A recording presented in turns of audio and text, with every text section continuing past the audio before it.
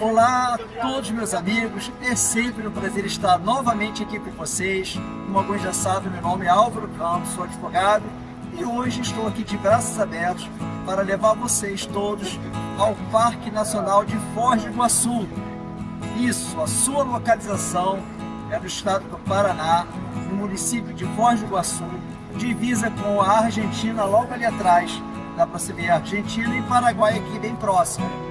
Bem, no vídeo de hoje vou falar para vocês sobre a fauna aqui encontrada, em especial das andurriões velho da cascata, um tipo de ave muito bacana o seu habitat. Vou falar sobre o ecoturismo, vou falar também do mito da Índia, Naipi e o índio Tarobá, a importância dessas histórias de amor e mito para a preservação do meio ambiente.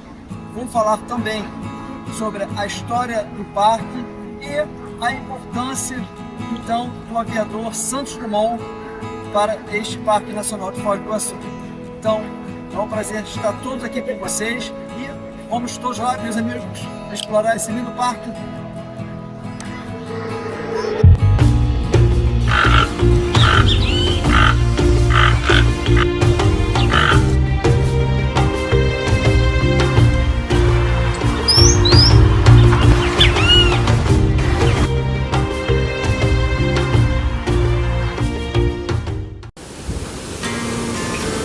Então, meus amigos, primeiramente, diga-se de passagem que o Parque Nacional de Iguaçu é uma das 7 maravilhas do mundo e é patrimônio natural da humanidade, as Cataratas do Iguaçu.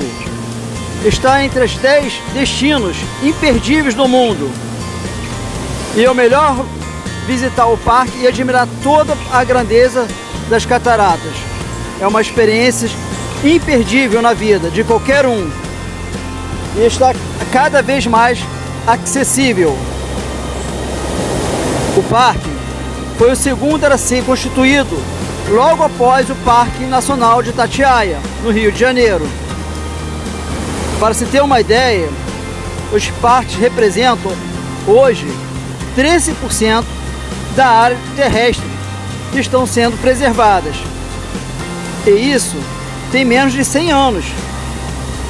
Bem, para se entender toda essa constitucionalização, o Parque Nacional do Iguaçu possui 275 quedas de água, formando arco-íris quase permanentes. O fluxo de água das cataratas é em torno de 1.500 metros cúbicos por segundo. E em época de muita chuva, pode chegar até 6.000 metros cúbicos por segundo. A média de queda de água é em torno de 80 metros de altura. Sua acreção ocorreu em 10 de janeiro de 1939. Logo, são mais de 85 anos já constituído esse parque.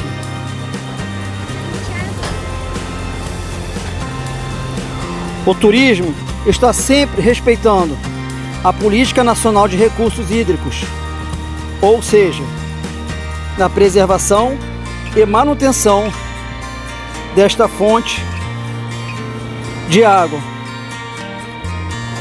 que é finita e economicamente de domínio público.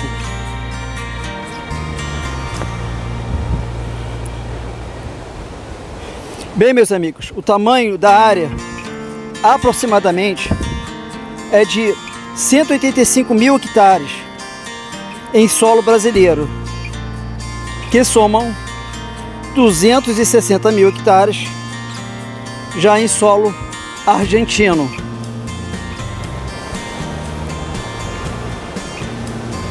Vamos aproveitar e apreciar essa bela vista aqui.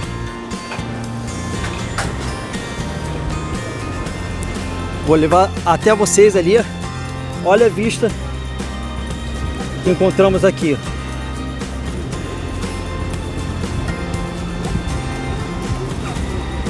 Olha que lindo.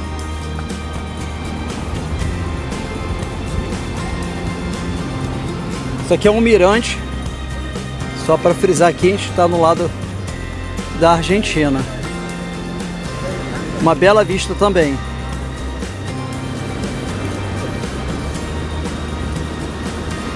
Essa grandiosidade toda dessa imensa quantidade de água.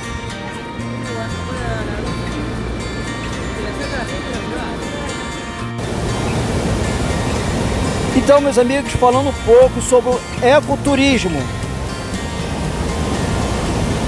O ecoturismo desta região, bem, o Rio Iguaçu, unido ao Parque Nacional do Iguaçu e o Parque na Argentina. E o parque integra o mais importante contínuo biológico do centro-sul da América do Sul, com mais de 600 mil hectares de áreas protegidas e outros 400 mil em florestas ainda primitivas. Responsabilidade ímpar para as ações conjuntas entre brasileiros e argentinos nos esforços de preservação desta tão importante patrimônio mundial. Abrigam mais de 250 espécies de árvores. Estima-se ainda que mais de 500 espécies de aves, 120 de mamíferos, 635 espécies de borboletas, 79 de répteis e 55 de anfíbios possam ser encontrados por aqui, no Parque Nacional de Foz do Iguaçu. Trata-se do segundo parque mais visitado no país e foi também o segundo parque a ser constituído aqui no país. É com valores econômicos e ecológicos estimados em mais de 700 milhões anuais. O ecoturismo que o parque promove na região movimenta mais de 88 milhões a cada ano, conforme estudos de pesquisa econômica aplicada, o INPEA. E são repassados a municípios vizinhos cerca de 10 milhões anuais em ICMS ecológico. Pois bem, meus amigos, não resta dúvida que preservar o meio ambiente é muito mais lucrativo do que apenas fazer extração dos recursos naturais. Todos nós fazemos parte dessa grande teia econômica, que é o meio ambiente. Devemos sempre estar neste tripé da sustentabilidade social, ambiental e ecológica. Meus amigos, só para reforçar essa ideia a vocês, houve uma importante publicação do relatório de Brundtland em 1987, que conceituou o termo de sustentabilidade.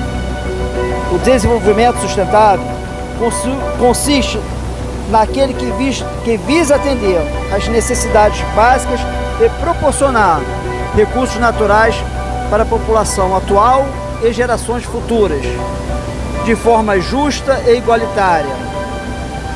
A sustentabilidade geralmente é representada de forma de tripé, e que foca a integração entre a área social, econômica e ambiental. Portanto, meus amigos, vou citar uma frase que não é de minha autoria, mas tem muita representatividade no momento em que vivemos. Os problemas do presente é construir um futuro economicamente próspero, justo, culturalmente diverso, politicamente democrático e ambientalmente sustentável. Então, meus amigos, essa é a mensagem a todos vocês. Vamos mais adiante, que tem muita coisa para nós vermos.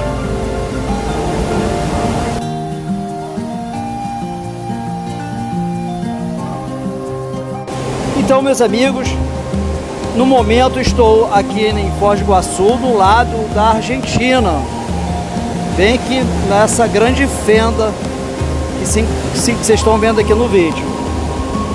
Agora, vou contar um pouco a vocês a história de amor entre a índia Naípe e o índio Tarobá.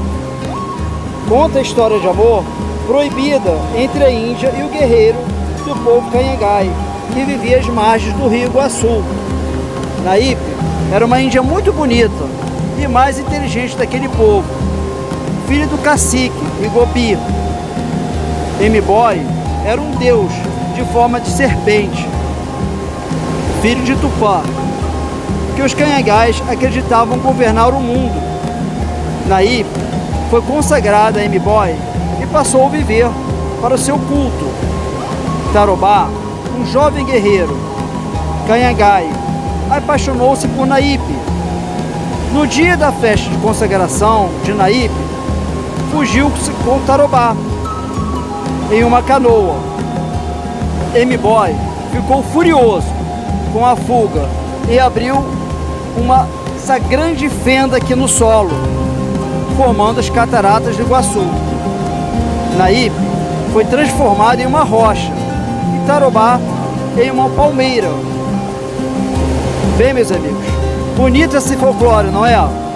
A lenda de Naípe e Tarobá é muito presente na cultura local aqui e é contada nas escolas e eventos. Bem, meus amigos, as lendas e folclores têm um propósito de preservar histórias fantásticas e explicar acontecimentos misteriosos ou sobrenaturais.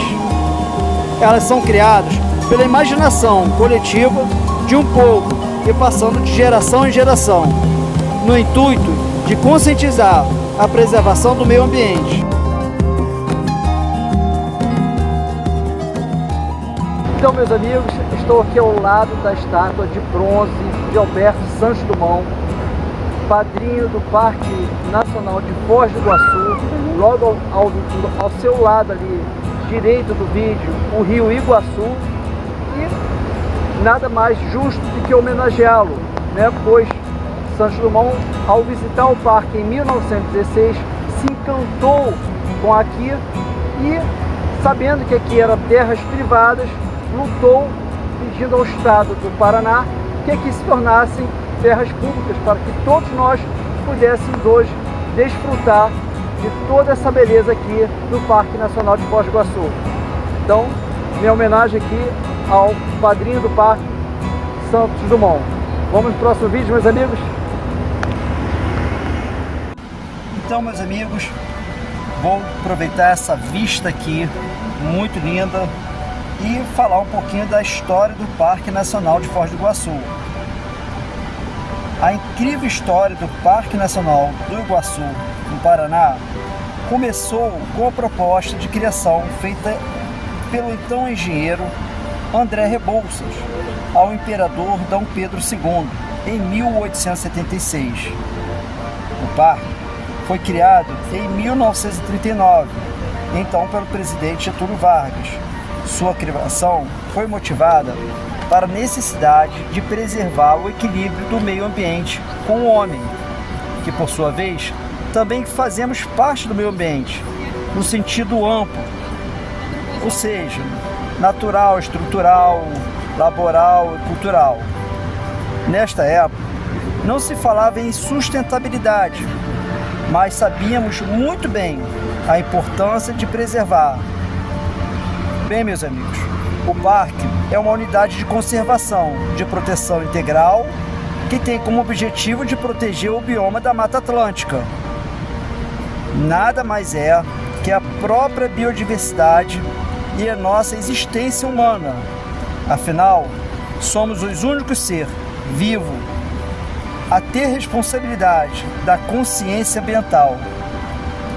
Como diria, então, Hans Jonas, filósofo alemão. Bem, meus amigos, a história do Parque Nacional do Iguaçu pode ser dividida em alguns momentos. Primeiramente, em 1542, o espanhol Alvar Nunes foi o primeiro europeu a ver as cataratas do Iguaçu. Claro, meus amigos, não vamos esquecer dos povos originários, os guaranis, que já estavam há mais de 2.500 anos contemplando as cataratas, curtindo aqui em geral, né? Já em 1876, diga-se de passagem, pessoas de grande admiração e orgulho nacional, André Rebouças, propôs a criação do parque ao imperador Dom Pedro II. Já em 1916, outro brasileiro de grande orgulho e admiração, Alberto Santos Dumont, que visitou e se encantou com a beleza cênica das Cataratas do Iguaçu, proposta de criação do Parque Nacional.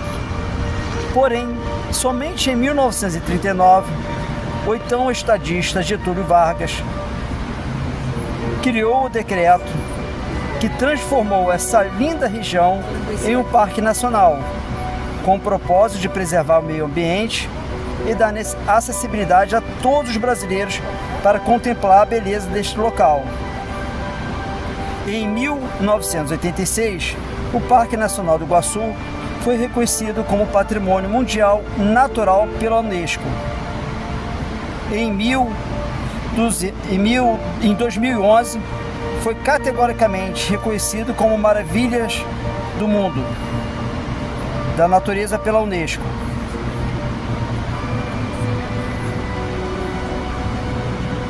Uma breve e resumida história do Parque Nacional de Foz do Iguaçu. Quem tiver o interesse em assistir o filme A Missão, baseado em fatos reais, por Robert De Niro, eu recomendo. Então, meus amigos, vamos adiante para mais um vídeo.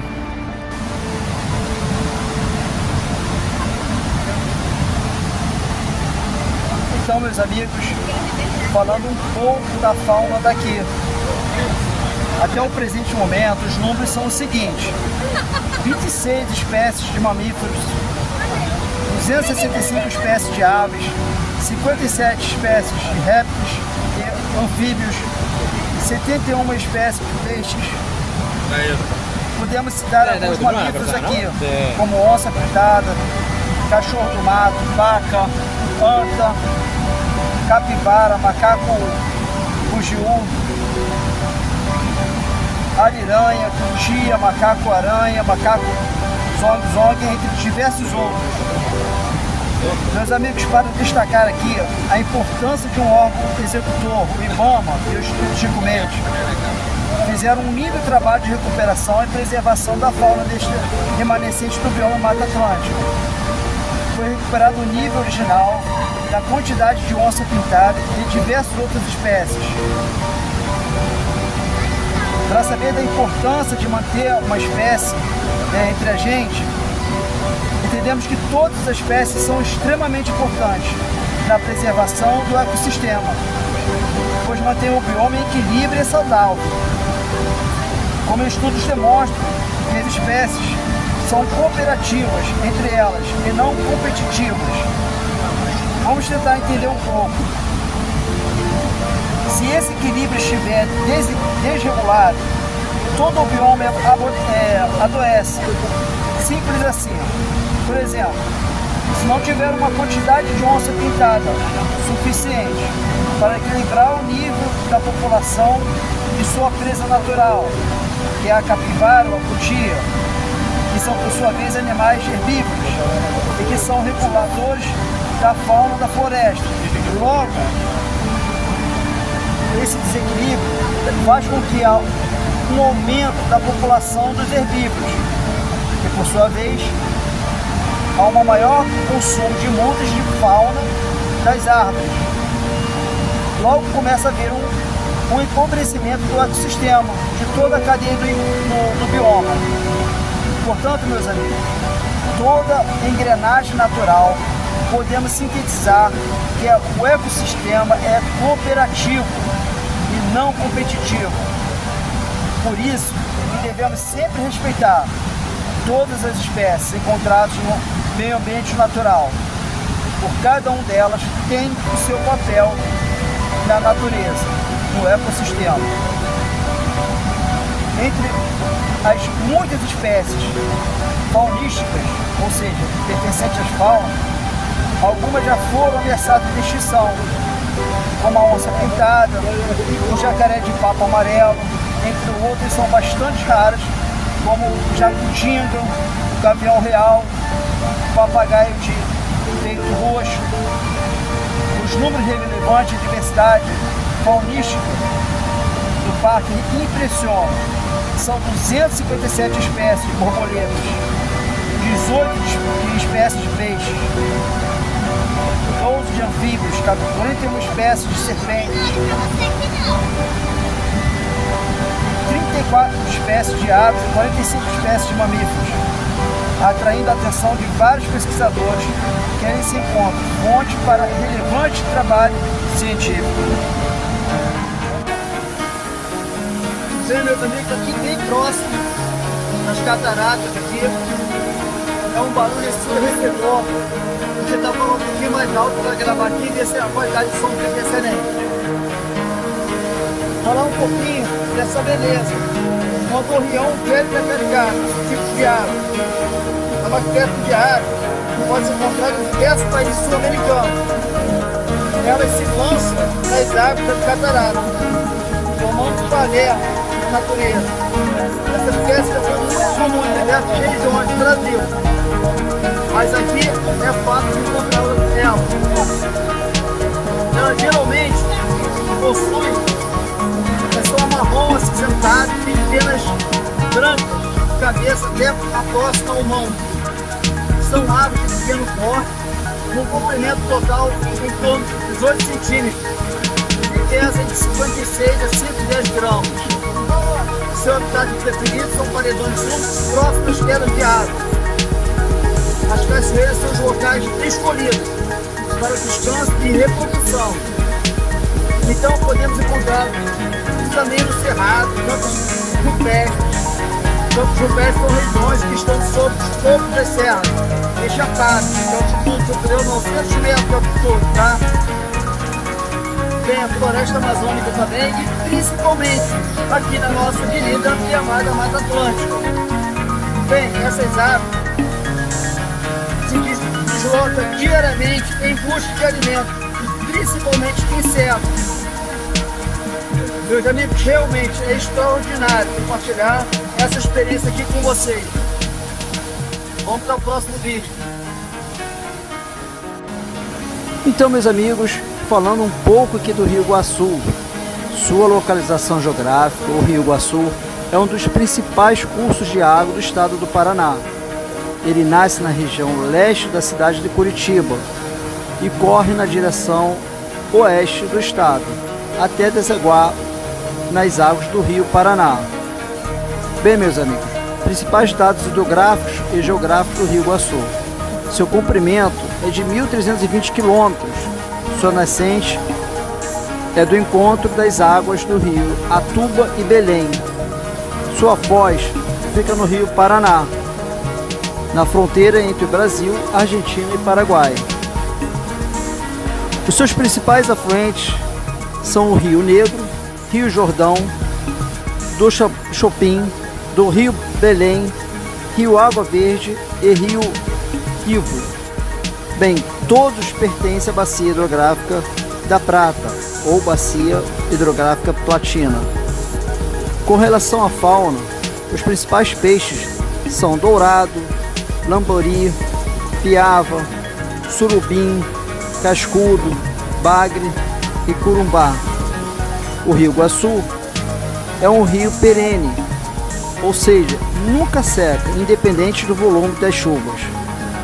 Podemos dizer que esse volume das águas, majoritariamente, vem do processo de evapotranspiração do bioma Amazônia. Sua importância econômica, além do Parque Nacional do Iguaçu, ela possui várias usinas hidrelétricas de grande porte, entre elas a usina de Baixo Iguaçu, entre outras mais de 8 usinas. Ou seja, é um rio que já está com sua capacidade máxima de instalação de usina hidrelétrica. É um rio bastante caudaloso, ou seja, seu volume caudal é em média de 1.414 metros cúbicos por segundo.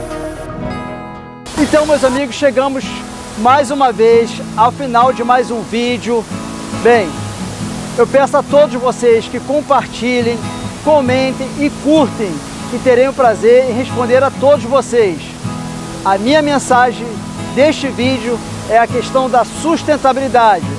Devemos desenvolvermos sobre esse tripé social, ambiental e ecológico. Só assim podemos preservar as gerações atuais e as futuras gerações Meu muito obrigado e até o próximo vídeo.